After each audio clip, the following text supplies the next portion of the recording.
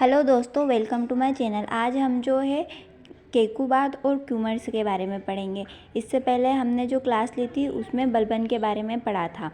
एक बार छोटा सा रिवीजन करते हैं। हमने जो है गुलाम वंश के सभी शासकों के बारे में पढ़ लिया है। अब ये जो क्लास है हमारी लास्ट क्लास है। लास्ट क्लास इसलिए क्योंकि इसमें हम जो है दो जो लास्ट के शासक है उनके बारे में पढ़ेंगे। एक केकुबाद और उसके बाद जो है क्यूमर्स बनेगा उसके बारे में पढ़ लेंगे। अभी जो है गुलाम वंश की समाप्ति की ओर है। ये हमारी जो है लास्ट क्लास है। तो एक ब्रीफ रिवीजन करते हैं। हमने इससे पहले किन किन के बारे में पढ़ा है। तो हमने जो है कुतुबुद्दीन ऐबक जो 1206 से 1210 ईस्वी तक शासक था उसके बारे में पढ़ा। पहला शासक कुतुबुद्दीन ऐबक, दूसरा जो है आराम शाह, तीसरे शासक के बारे में पढ़ा था हमने जो इल्तुतमिश था। उसके बाद उसका बेटा रुकनुद्दीन फिरोज शाह गद्दी पर बैठा था, उसके बारे में भी पढ़ लिया है। उसके बाद रजिया सुल्तान जो कि पहली महिला शासिका बनी थी उसके बारे में भी हमने जो है एक क्लास में पूर्ण किया है उसको। अगला शासक जो है रजिया सुल्तान को हटाकर बहराम शाह बनेगा, उसके बारे में भी एक सेपरेट वीडियो है। बहराम शाह के बाद जो है अलाउद्दीन मसूद शाह और उसके बाद नासिरुद्दीन महमूद। इसके बारे में कल जो वीडियो थी उसमें बता दिया गया है। आज जो है हम दिल्ली मतलब गुलाम वंश के दो लास्ट शासक है उनके बारे में पढ़ेंगे, केकुबाद और क्यूमर्स। इससे पहले के सारे किंग्स जो हैं उन सबको हमने अलग अलग वीडियो में पढ़ा दिया है। तो शुरू करते हैं। यहाँ लिखा है Balban had nominated Kai Khusrau son of prince Mahmud as his heir to the throne, but Fakhruddin kotwal of Delhi plotted against him and forced him either to flee to Multan or arranged a governorship for him. He, with the consent of other nobles, placed Kaiqubad या Kaiqubad son of Bughra Khan of Bengal on the throne. इसका हिंदी में मतलब यहाँ है कि जो बलबन है, बलबन की मृत्यु होती है 1286 में, मतलब 1286 ईस्वी में। तो वो जो है के खुसरो को अगला शासक घोषित करता है। हालांकि वो जो है अपने बेटे महमूद को शासक घोषित करना चाहता था, पर उसकी मृत्यु हो जाती है लाहौर में जो मंगोलों के साथ युद्ध होता है। तो वो अपने बेटे महमूद के पुत्र जो है के खुसरो को सुल्तान घोषित करता है, पर जो फखरुद्दीन कोतवाल था दिल्ली का, वो जो है मतलब विरोध करता है और ये किंग किसको बनाता है।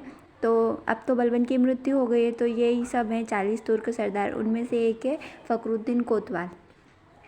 तो वो क्या करता है कि बुगरा खां भी कौन है, बलबन का बेटा है। तो वह जो है बलबन के बेटा जो है बुगरा खां, उसका भी एक बेटा है केकुबाद, उसको सुल्तान घोषित करता है, मतलब दिल्ली की गद्दी पर केकुबाद को बैठाता है। और बुगरा खां कहाँ है, तो बुगरा खां जो है बंगाल का शासन संभाल रहा है। तो अब जो है केकुबाद जो है किंग बनता है। तो यहाँ लिखा है Kaiqubad was a young man of either 17 और 18 years of age at the time of the accession to the throne। इसका मतलब यह है कि जिस वक्त बुगरा खां के बेटा जो है केकुबाद उसको गद्दी मिलती है, उस वक्त वहाँ जो है मतलब 17 और 18 साल का उसकी उम्र है, मतलब अभी छोटा ही है वो। केकुबाद को जो है बचपन से ही अच्छा रखा गया था इन द सेंस के कोई बुरी आदत नहीं थी उसमें, मतलब अच्छे से परवरिश की गई थी उसकी। पर जब वो किंग बना और उसके पिताजी तो बंगाल का शासन संभाल रहे थे, तो ये जो है दिल्ली में है। तो दिल्ली में जो है इसके साथ इसका एक सलाहकार है निजामुद्दीन, वह जो है इसको मतलब बुरी संगतों में, मतलब महिलाओं के साथ रहना और शराब में लिप्त, मतलब ऐसा वाला शासक बना देगा इसको कोई मतलब नहीं है। अब जो है ये एकदम डूब चुका है ऐशो आराम में, मनोरंजन में। The administration was neglected and Nizamuddin who was simply the dadbeg city officer virtually become the naib and grabbed the power of the state. ये जो बुगरा खां का बेटा है केकुबाद, ये जो है प्रशासन को एकदम नकार रहा है, मतलब इसको कोई काम नहीं है, कोई काम नहीं करता है। ये जो काम करते हैं ये नायाब और 40 तुर्क सरदार है, यही सब करते हैं। अगला है के Khusro was murdered after 6 months। वजीर ख्वाजी खातिर was deposed from his post and publicly humiliated, and many Turkish nobles were killed. It created resentment among the nobility and many of them became firmly opposed to Nizamuddin. के खुसरो की मृत्यु करवा दी जाती है इन 40 nobles जो तुर्की सरदार हैं इनके द्वारा। Kaiqubad marched against his father Bughra Khan and they faced each other near Ayodhya. इसका मतलब यहाँ है कि जो बुगरा खां है वो एकदम परेशान हो गया। मतलब उसको पता चला कि जो ये केकुबाद है ये एकदम मनोरंजन में लिप्त है, इसको जो गद्दी मिली है इसका ये कोई सदुपयोग नहीं कर रहा है। ये समझ ही नहीं पा रहा है कि मतलब एक राजा है, ये इसे कैसा बर्ताव करना चाहिए। तो बुगरा खां जो है परेशान होकर मार्च करता है केकुबाद के खिलाफ। तो ये दोनों जो मिलते हैं अयोध्या के पास मिलते हैं, एक दूसरे से मिलते हैं और कुछ नहीं होता है। 3 दिन तक ये साथ रहते हैं और बुगरा खां जो है अपने बेटे केकुबाद को समझाता है और वापस चला जाता है। सेकंड पॉइंट लिखा है Nizamuddin advised Kaiqubad to fight but because of advice of certain loyal nobles the meeting between father and the son could be arranged. इसका हिंदी में मतलब यहाँ है कि निजामुद्दीन जो है एडवाइस देता है केकुबाद को कि आपके जो पिताजी आ रहे हैं उनके खिलाफ युद्ध कर दो। और पर क्या होता है कि एक लॉयल नोबल्स होता है, वहाँ जो है इन दोनों की मीटिंग फिक्स करवाता है और दोनों मिलते हैं। यही था इसमें। आगे है the father and the son remained together for 3 days and Bughra Khan advised Kaiqubad to leave the life of luxury and make himself free from Nizamuddin. Bughra Khan और उसका जो बेटा है केकुबाद वहाँ 3 दिन तक साथ रहते हैं और बुगरा खां जो है एडवाइस देता है केकुबाद को कि वो जो है ऐसी लग्जरी लाइफ को छोड़े। मतलब ये जो ऐशो आराम और ये जो शराब में लिप्त रहना, महिलाओं की संगत, ये सब छोड़े वो, और वो समझे कि उसे जो पद मिला है वो उसका संभाले। मतलब तो इसमें क्या है, और एक और बात बोलता है वो कि जो उसका सलाहकार है निजामुद्दीन उससे छुटकारा पाए जैसे तैसे। मतलब यही जो है इसको बुरी संगत में ढकेल रहा है, तो वहाँ उससे पीछा छुड़वाए, ये सब बुगरा खां कहता है अपने बेटे को और फिर वापस चला जाता है। आगे जो है Kaiqubad could not follow the advice of his father regarding his personal life and again engaged in physical pleasure, but he became determined to dispense with Nizamuddin and therefore got him poison। इसका जो हिंदी में मतलब यहाँ है कि जो केकुबाद है वो उसका जो पिताजी है वो एडवाइस देकर गया था कि बेटा सुधर जाओ, बाकी अब केकुबाद जो एक बार लिप्त हो चुका तो क्या ही बाहर निकले। संगत बुरी थी केकुबाद की, वरना ये जो है बहुत ही पढ़ा लिखा इंसान था। जो सुल्तान बनने से पहले इसकी परवरिश अच्छी तरीके से की गई थी। जब सुल्तान बना तो निजामुद्दीन की संगत में आया और सब चौपट हो गया। पर इसको जो है इसके पिताजी ने जो एक एडवाइस दी थी बुगरा खान ने कि निजामुद्दीन से छुटकारा पालो, उस बात को ध्यान में रखते हुए इसने जो है निजामुद्दीन को जहर दिलवा दिया और उसकी मृत्यु करवा दी गई। अब जो है निजामुद्दीन की तो मृत्यु हो गई है।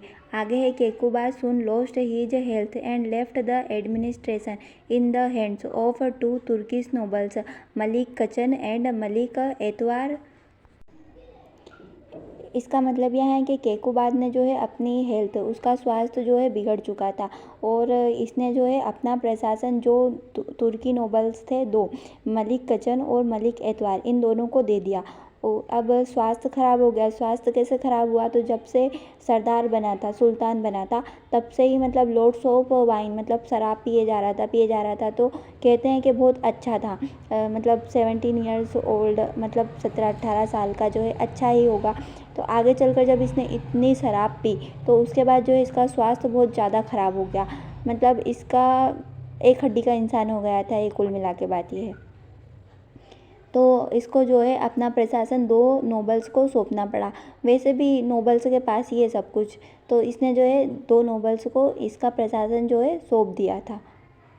Another nobles Jalaluddin Khilji and rose into prominence, who was appointed commander of the army of the Sultan and was assigned the Jagir of।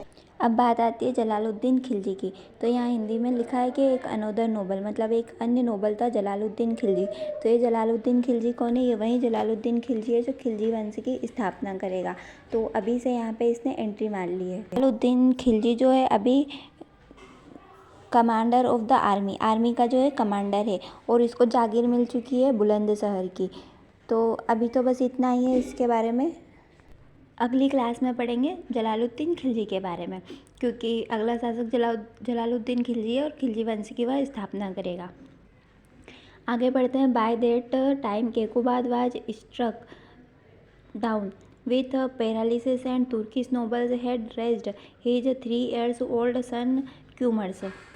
इसका हिंदी में मतलब यहाँ है कि जो केकुबाद है अब उसको जो है पैरालिसिस हो गया है, जिसको लकवा बोलते हैं, वहाँ हो गया है। तो जो तुर्किश नोबल्स है वो जो है इस केकुबाद का बेटा है क्यूमर्स, उसको सुल्तान घोषित कर देते हैं। आगे है will Malik Surkha try to murder Jalaluddin turn tried to finish him ultimately Jalaluddin succeed captured Delhi become the guardian of Sultan Kayumars but got him murdered only after 3 months। इसका मतलब यह है कि जलालुद्दीन जो है दिल्ली को कैप्चर करने में सक्सेसफुल हो गया। कैसे हो गया? क्योंकि अगला सुल्तान जलालुद्दीन खिलजी और खिलजी वंश की स्थापना कर रहा है। तो कैसे किया? तो वो जो कमांडर था आर्मी का जलालुद्दीन खिलजी, तो उसने क्या है वो गार्जियन भी था सुल्तान कैमूर्स का, जो कि केकुबाद का बेटा है और 3 साल का है। उसका गार्जियन मतलब देखभाल करने के लिए गद्दी पर वो बैठेगा, पर शासन जलालुद्दीन खिलजी। तो क्या होता है कि मतलब 3 महीने होते हैं और उसके बाद जलालुद्दीन खिलजी इसकी मृत्यु कर देता है। जलालुद्दीन खिलजी कैमूर्स की हत्या कर देता है और गद्दी पर स्वयं काबिज हो जाता है। तो इसका क्या होता है अंत में, इसको भी मारकर इसका जो दामाद है वो गद्दी पर बैठता है। आगे है कि ended the slave dynasty and with it ended the period of supremacy of the Turks in India। जैसे ही क्यूमर्स की मृत्यु होती है वैसे ही दिल्ली सल्तनत का अंत हो जाता है, क्योंकि क्यूमर्स जो है अंतिम शासक है दिल्ली सल्तनत का। आगे जो आएगा वो खिलजी वंश आएगा। हमने जो है पूरे गुलाम वंश को कंप्लीट कर लिया है और MCQ की भी 3 क्लास कंप्लीट हो चुकी है, आप देख सकते हैं वो भी। क्लास अच्छी लगी हो तो लाइक शेयर एंड सब्सक्राइब कर दीजिएगा। Thank you for watching this video.